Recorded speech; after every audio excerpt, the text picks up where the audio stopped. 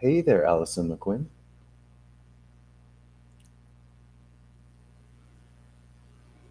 Greetings to you, Allyson McQuinn. Greetings to you, Jeffrey Correntair. How are you? I'm doing very well, thank you so much. We're meeting so often this way that I'm thinking this is considered dating now. Well, this is like a new room in our house, practically. So, our topic today is on a great book that you wrote a few years back now, The Path to Cure, The Whole Art of Healing Autism. And well, it's your book. Why don't you give us a little bit of the story? I know we've kind of talked about it in different ways, but yeah, there's always something new to discover. It's such a great story. Well, it was back, 27, 28 years ago now. And I was working as a financial advisor with the federal government. And I gave birth to a son who was 2 months premature. And I won't go into the reasons for that, but I figured out why afterwards. My health was just not what it should be. I suffered a lot of pain, fibromyalgia, I was diagnosed with, and lots of issues with regards to in my on my scalp. We call it Sora, but it was very you know psoriasis and just on speed. It was horrible. My whole scalp broken out, and just I was having autoimmune implosions, and I just had no clue. I mean, people have symptoms all the time, so it never occurred to me that I needed to do anything about it. And the doctors just kept giving me this stuff to put on the open sores on my head. And yeah, the fibromyalgia doctor just said, exercise, and he wanted to qualify me for the same medication, about $15,000 a year worth of medication, which is the same as what they use for people that suffer lupus. And I thought, well, that just seems like not a really good road to go down. So then I gave birth to my son, and of course, surprise, surprise, there's a whole myriad of issues.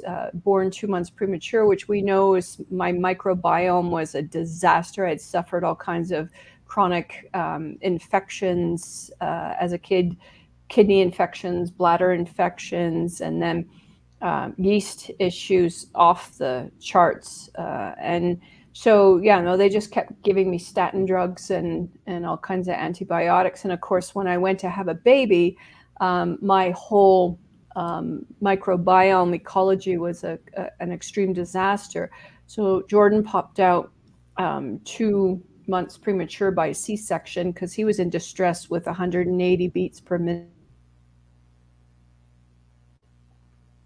We delayed vaccines. It never occurred to me not to get them. That would just be negligent on my behalf. And so we waited till 15 months instead of 12 months. We kind of corrected his age a little bit and gave him the MMR, and he lost all speech and eye contact within about 6 weeks. Then the chronic constipation issues started, and he was only passing stool once every 2 weeks, which was just devastating for him. He was in a lot of pain all the time. We spent hours sitting on the bathroom floor while he tried to pass stool. I took him to the hospital 7 times in an emergency capacity because he was in so much pain. I didn't know what else to do. They gave him milk and molasses enemas, and once put him under general anesthetic to remove the impacted stool manually. So you can kind of imagine our life was a living hell. He had a lot of rages because he was extremely toxic. He wouldn't be anything for him to just haul off and, slap me across the face or hit me or punch me or kick me. And, you know, that was just normal behavior. He had some weird stuff that was showing up with regards to lining up little toys. He was a control freak, like just not a normal kid at all. And we really didn't know what to call this. weren't labeling these types of behaviors back then at all, Jeff. So they really didn't say, oh, this child's in this spectrum, because that wasn't even a term used. That was before that was happening. And so I felt very alone and isolated and super scared. And I knew somehow I was culpable. And I took him to a whole bunch of therapists. I went to a homeopath. We'd get a little distance and things would clear up a certain degree. And then all the symptoms would just come rushing back again. Chiropractic, energy workers, I mean, you name it, we did it, and was throwing thousands of dollars in therapies trying to resolve. And it was really 3 people in 1 week said, you know, Allie, you really should go and see the verse spores there at the Hahnemann College for Heilkunst. And they seem to be doing homeopathy different. And I'm just like, oh, for the love of God, like, really? It doesn't matter what I'm going to throw at it next. And another woo woo therapy isn't going to, you know, make a difference. But if 3 people mention in a week, I'll just, you know, give it a try. What's another $1,000, $2,000? And so just kind of resigned and fed up beyond words. And so was already researching at a library by that time, because I figured, you know, with the classical homeopath, it wouldn't work at all if there was nothing to it. And so I was doing quite a bit of research at the time, but nothing was really yielding. I wasn't getting like fundamental answers as to principles or logic or rationale. Is just like, oh, well, try these remedies, which sounded a lot like try these drugs. To me, it was just a different flavor of the month. So Patty Smith at the Hahnemann College really guided us and assured me that things were going to turn around. I'm like, okay, yeah, you're not the only one to say that. And sure enough, within 2-3 months, Jordan had some amazing high fevers and started to speak. Made I tell you, when your 5-year-old child slams the door in your face and says, I need my privacy, I slid down the wall. And I remember looking in the mirror and just watching my face crumble. And I sobbed with relief, thinking, oh my God, like, are we really here? You know, like, is he passing stool on his own? And he's actually starting to regain some of this, the capacities lost after birth. And so I still can't believe like the turnaround, and that we are able to consistently provide this path to cure to other families, for which we have many testimonials on our website. So that, in a nutshell, really is Jordan's story. And then I decided to undergo. Patty said to me, you know, Jordan's only going to get a certain distance if you don't also undergo Heilkunst treatment. I'm like, all right, well, certainly this was a one-off for my son, and what could it possibly do for me? And of course, my psoriasis got a ton worse before it got better, and you know, a lot of bleeding and open weeping sores, and oh my gosh, it was just a shit show to, and you know, lots of bladder and yeast issues. But then things just started to lessen and lessen and lessen, and they got you know, progressively better. And I waltzed right into the face of a lot of my childhood trauma, you know, my mother's suicide and my father dying of a heart attack at the age of 43 when I was 17. And there was a huge amount of trauma in with the wrong crowd in university, a lot of alcohol, you know, drug use and everything else. And I had to go back and face all of those traumas one by one, which didn't seem like a good time to me at all. And it wasn't. It was super hard. And that's what I write about in The Path to Cure. When I was going through my own process, I really commiserated with, you know, poor Jordan, walking back out all of his pathology as a result of the vaccines and then the 8 genetic miasms that were also plaguing him. So I can't say Heilkunst is a walk in the park. I guess that's what I needed to grow my ultimate compassion for my own patients 20 years ago when I started serving them.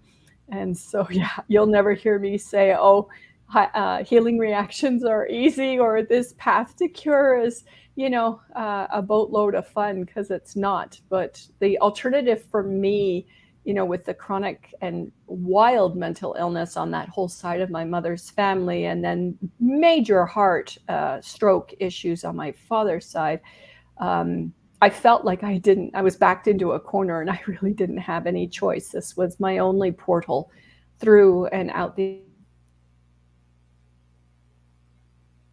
other side. Every member of my immediate family by many decades now.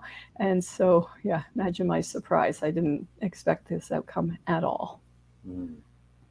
Yes, and thank you. Actually, you've really encapsulated. That's, I know it's there's so much more to living through all that and the years and all that. You encapsulate it quite beautifully, and you've kind of said it all in a way. But I do want to highlight a couple of the points that to kind of really that you and I. This is so kind of old hat in a way to talk about these principles of cure and how you can cure a case, and like yeah, that's our daily in and out of the clinic all every day kind of work. But yeah, just as I say, I want to highlight some of the points because for anyone who may be watching this, is this may be kind of a new idea, right? This may be a kind of a new thing to even think about. That maybe what was that famous Wizard of Oz quote? To think of thoughts I never thought before. I forget how that song is, um, but yeah, so as I say, you've kind of said it all, but just to flesh out some of the points here. One, the thing that really jumped out at me today was the way you kind of gave your history, prior to children, and some of what was going on in your health and all that. And that, I mean, to me, that just jumps right out. I know, what we see in case histories and what we're looking for and everything, but just to kind of bring the point home that, yeah, you kind of brought into your your child rearing years a whole history of your own, right? Yeah. Medical, drug use, and the emotional history, and the some of the it's like some of the prescriptions you have to have, and all these kinds of things.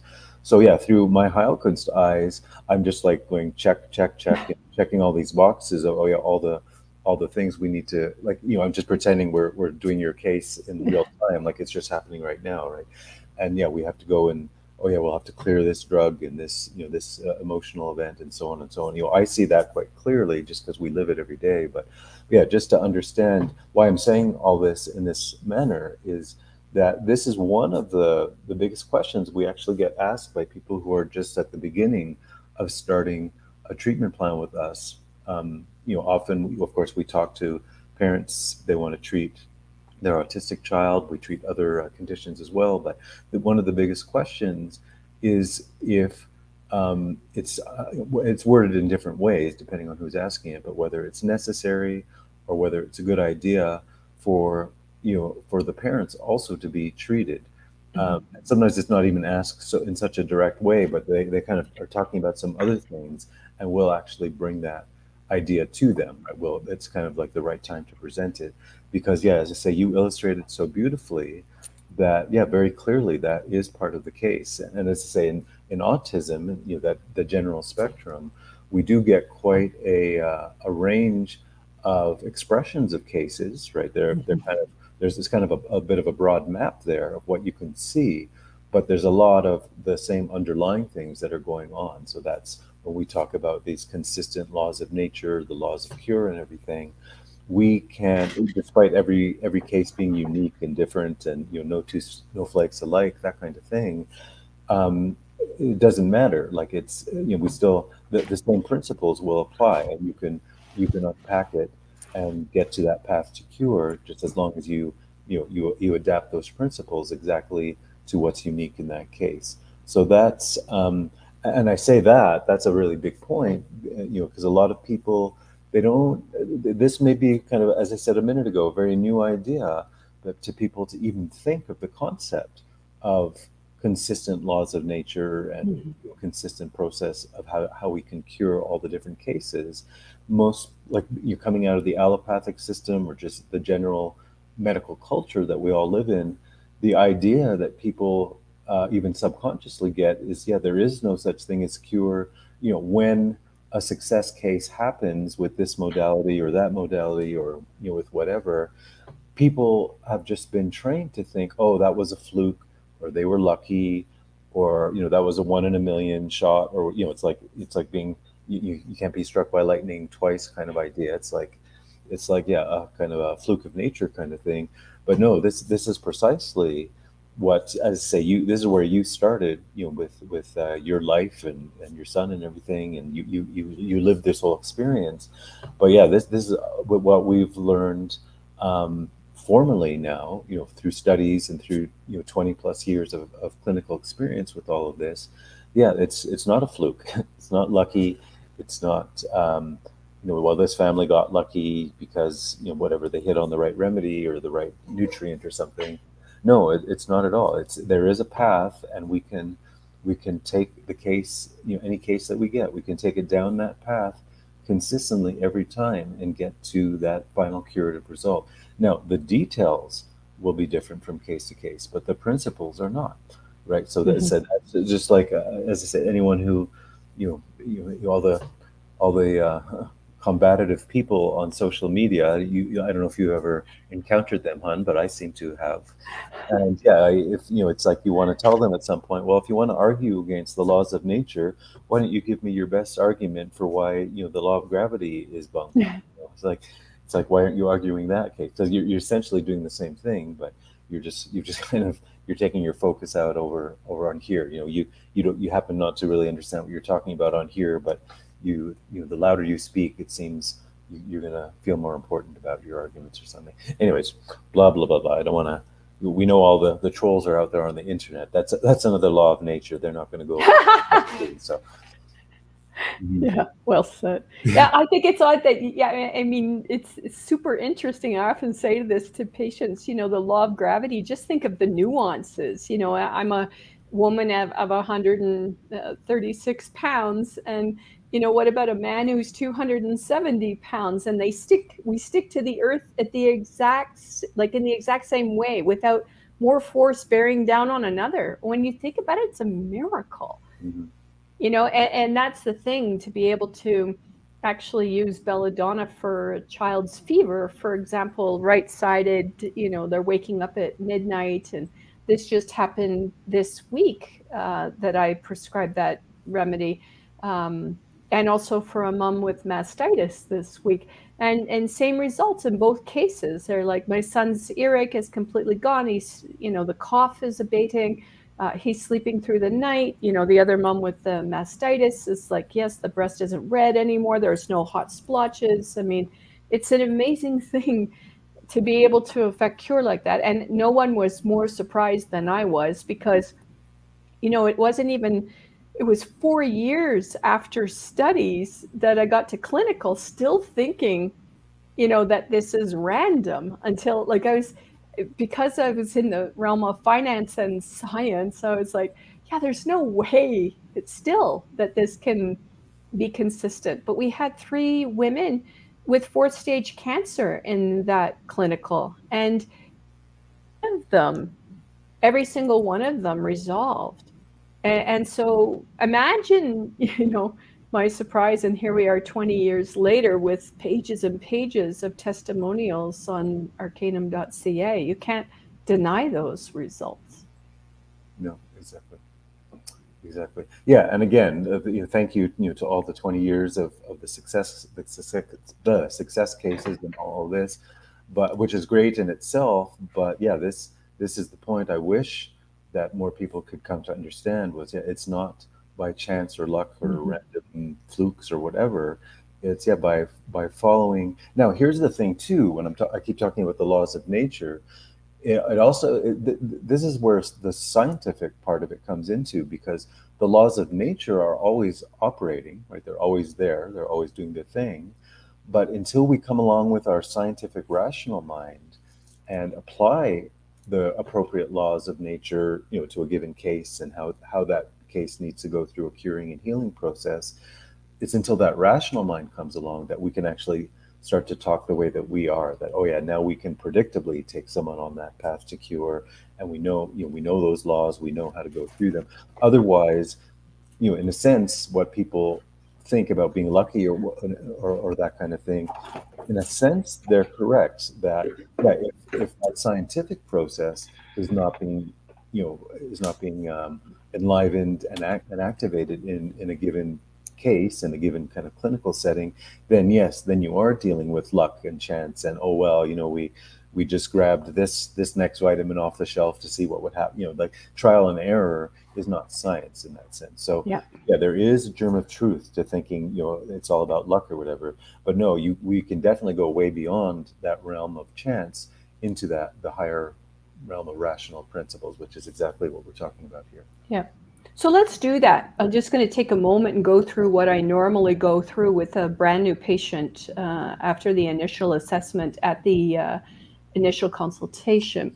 And so basically, I just put this map up. This was created by jurisdictions of Halkins medicine. You don't have to pay too close attention to the bubbles. But basically, this is what we call the biological realm. This is the realm that I was really messed up in as well. And so, things with regards to the four cardinal points: water, exercise, sleep, and diet are super important. And you might feel in the first initial consult that you're in the office of a naturopath.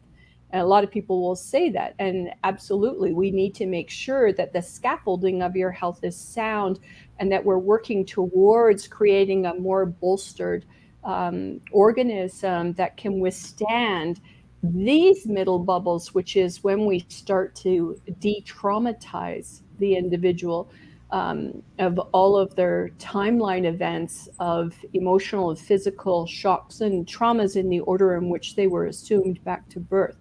Then we get to the 8 genetic miasms. This top bubble is what we call therapeutic education. That feels a lot like counseling.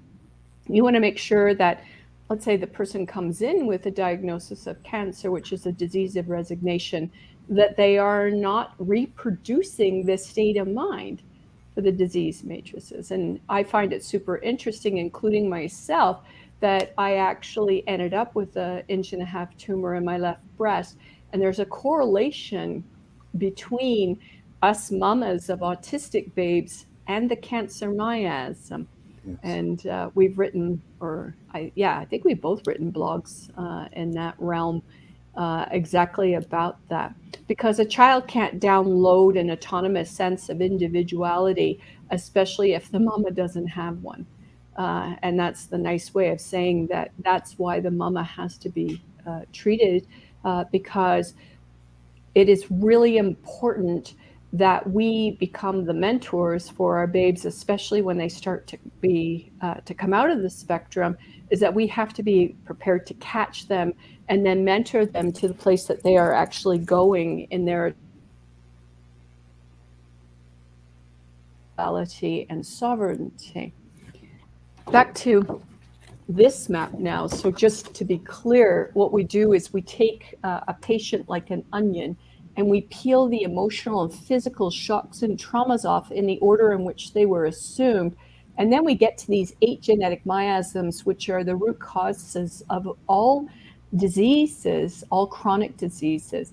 And by resolving them using this map, we consistently get rates of cure up into the high 90s. And so that's super exciting. And like Jeff says, we're just following a recipe or a map, really, and the principles um, are consistent, even though the cases are always different. When we treat children in the spectrum, we generally end up here in the chthonic realm. There are a lot of fears and a lot of terrors from not downloading one's ego structure, healthy ego structure, um, on a clear and natural unfolding. So the problem, of course, ends up being that because there are schisms and blockages, and a child from vaccine damage ends up with their life force suppressed, which means that it gets arrested along the way with certain schisms, and that can be genetic miasm contributes to the autistic spectrum issues, along with the insults of the vaccines themselves. And so the problem ends up being that you have to reverse that those insults, and you have to do it in a proper order that allows you to unlock, almost like a set of keys. You have to have the proper keys inserted at the right time. And so what we know is that, by treating the child of their traumas during the course of their lives, maybe the diagnosis, then those 79 vaccines before they're 17, which, yeah, I could go on about that in great length. Then the birth trauma. Now, as we go along, we do treat these 8 genetic miasms in their proper order. And what we find, well, we found with Jordan especially, is that tuberculinum really helped to resolve the chronic constipation. He was locked away behind, ended up being more the syphilitic genetic miasm and also Lyme. And by curing these particular diseases on the law of nature, like cures like, we are then unlock the child's pathology. Because, I remember thinking that I'd see glimmers for sometimes 20 minutes of Jordan's true self. He would say something and I would just be like, oh my God, there he is, there he is. Oh no. He'd slide kind of back down under the pathology again.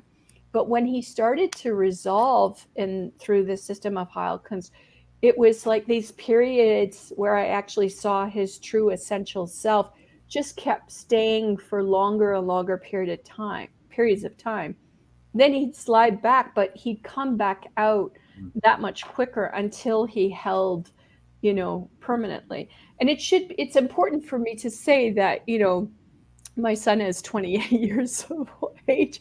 He's been a Bowen practitioner, a trampoline acrobat, trampoline acrobatic teacher. He's been not Tai Chi. What was the modality that he? Oh, that'll come to me in a second. I know what you're talking about. Yeah. Yeah.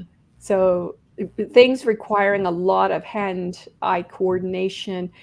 He's working now in computer systems and helping people build websites now. I mean, he's had, girlfriends and kept many jobs and been a manager and supervisor in his young years. And I mean, he's just absolutely brilliant. And that's the thing, is that I was worried when he was really little that he would have to be institutionalized, and I didn't know how I was going to be able to care for him, and what I was going to do after I died. Like, these were thoughts I had that were to me. I didn't know, really how he was going to survive beyond my time on the planet, because he was severely disabled. Um, and didn't have the cognitive function at all to be autonomous. And, Jordan hasn't lived with us for over 10 years now. So yeah, it's, I'm still amazed that, that we all have our independence and autonomy as a result of Hawkins medicine. Mm-hmm. And so, yeah, thank you so much for sharing your maps.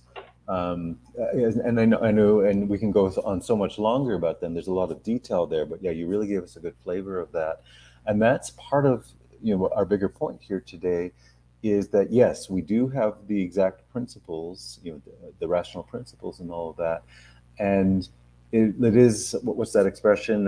Like nothing like hard work or rolling up your hard sleeves or whatever. I forget what exactly the expression, but yeah, this idea that the truth of the principles is there. But yeah, on each given case, it's going to take that rolling up the sleeves, the elbow grease, the work to really apply, tease out exactly what details we need to be paying attention to as we go from step by step in each case. Yeah. I always take a moment too, and because people are like, well, why doesn't everybody do this? And where did it start? And how come the boat was missed? And, and it has a lot to do with big pharma kind of, occluding really, because there were all homeopathic hospitals all over the United States at the turn of the last century. Dr. Samuel Hahnemann was born 1755 in Meissen, Germany, and he came about because he was really fed up with the medical system. He's just like, you guys just keep poisoning people with all your bloodletting, cupping, and leaching, like, and you destroy the vital force by leaching it out of the human, and people were dying and getting sicker. And so he was like, I can't do this ethically anymore. This is ridiculous. I don't even know when to apply what. Sound familiar? Hmm. And so, now we only have one diagnosis, and it starts with a C, because that's all they go to medical school for. It seems nowadays it's just, yeah, it's the C word for everything. And whether you have a cough or cold in the fall or spring, there's no delineation between tuberculosis or SORA anymore. It's all the same C word. I'm like, what a waste of money and time if you only have one diagnosis for everything. So Hahnemann was extremely, like, he was the par excellence observational scientist. And the amazing thing was he had given up his medical practice because he couldn't do it anymore, given the lack of ethics. And spoke 12 different languages and translated effectively in 8. And he was translating the works from Scottish English into German, and noticed the use of quinine in the prevention of malaria. And he thought, well, that's weird. You can give a substance like from the bark of the tree, of the cinchona tree from South America, and prevent a disease. Like, how's that even possible?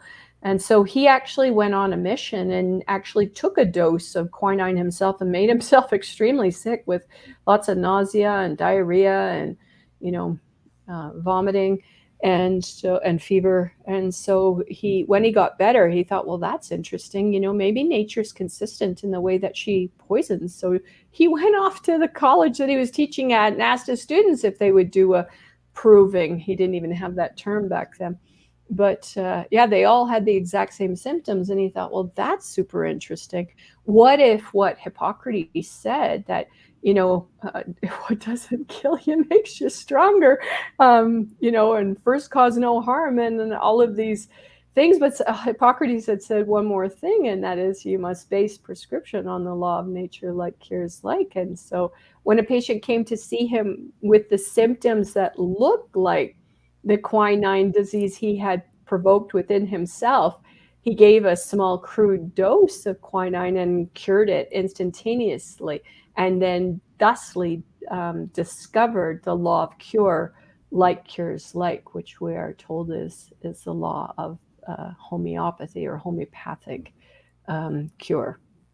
And so, the cool thing is that this is used by 19 million people in Europe and North America, more in Europe. And so when we came on the scene, age of 21 years ago, nobody knew what the hell it was we were doing, or why, because it was very much more European based.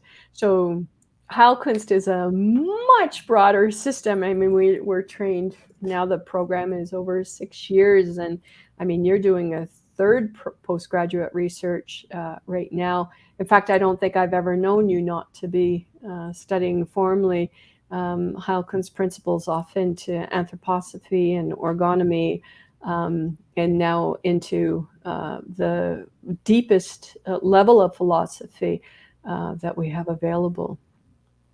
And that's like on our theme for today. It's like, the general framework of principles is quite straightforward. Like, within a small number of minutes, we could lay it out for a brand new person, and it's, oh yeah, here's, we have this zone of the principles, and we have this one over here. We have the three major jurisdictions. But yes, as far as going deeper into study and everything, it's like, and also corresponding with that, the uniqueness and individuality of each case. It's like, yeah, you get into a whole world of nuance and detail that needs to be unpacked afresh, with each patient in each case. So yeah, the more you can say philosophical horsepower I pack in under the hood, yeah, the more, that's my reason for doing what I do as far as studies is, yeah, I do notice actually it does help me in the details of my cases and really getting to Mhm. the roots of things. Yeah, I found only one course of study was sufficient for me.